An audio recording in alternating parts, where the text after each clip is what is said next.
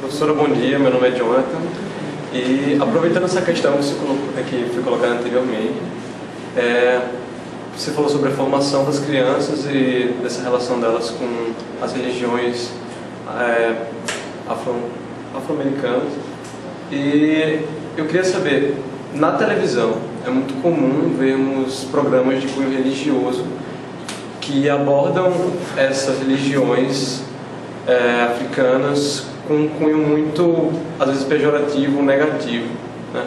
E eu queria saber de você o que deve ser feito em relação a esse tipo de posicionamento colocado em um espaço público.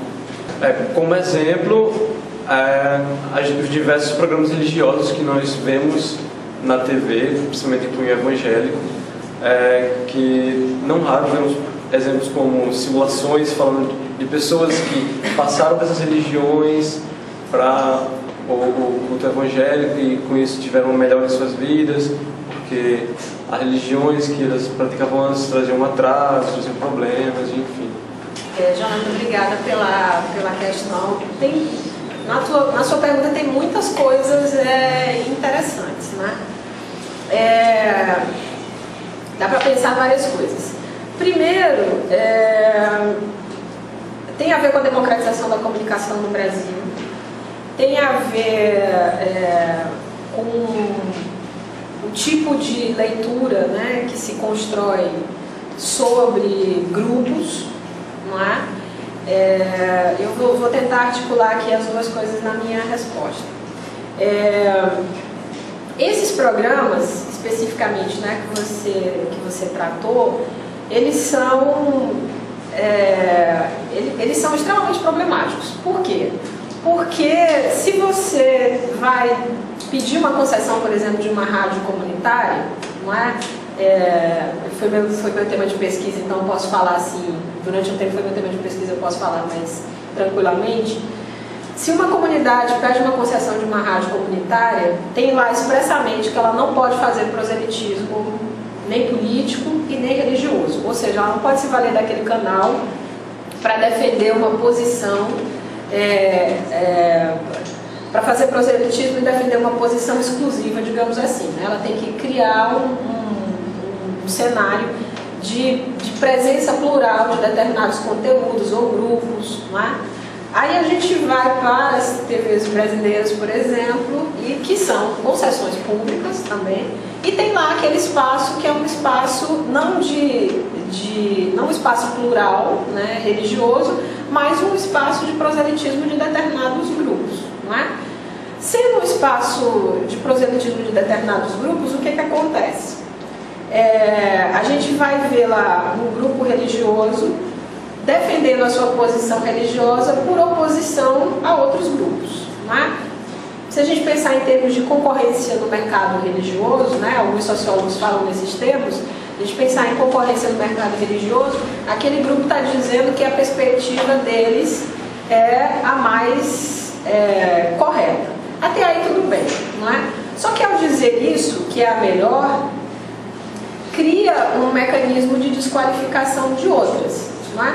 Por tudo que a gente já discutiu aqui, as religiões de matriz afro-brasileiras entram nessa argumentação de uma forma deformada, ou seja, elas são deformadas por essa apresentação. Não que elas sejam em si mesmas isso, mas a leitura que se constrói é muito negativa, não é? Elas são associadas ao que há de pior, né? A gente sabe, há uma demonização dessas religiões, não é?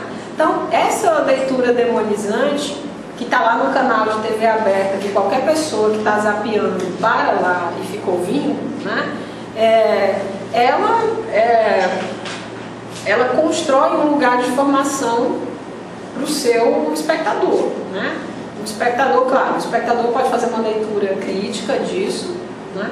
Mas, de novo, considerando ser a sociedade brasileira o que né? Muito provavelmente isso entra como mais um mecanismo de afirmação negativa para a população brasileira, para a população negra brasileira, para a cultura afro-brasileira, né? Então, é extremamente complicado E o que poderia ser feito? Bom, é meio difícil de falar em termos de predição, mas talvez se de fato a gente tivesse uma leitura dos meios de comunicação como concessões públicas, né, para início de conversa, isso não poderia acontecer nesses termos, ou seja, tem um horário de 1 hora, 1h30, em que se tem ali um espaço para desqualificar outras perspectivas religiosas, né? E se esse repertório religioso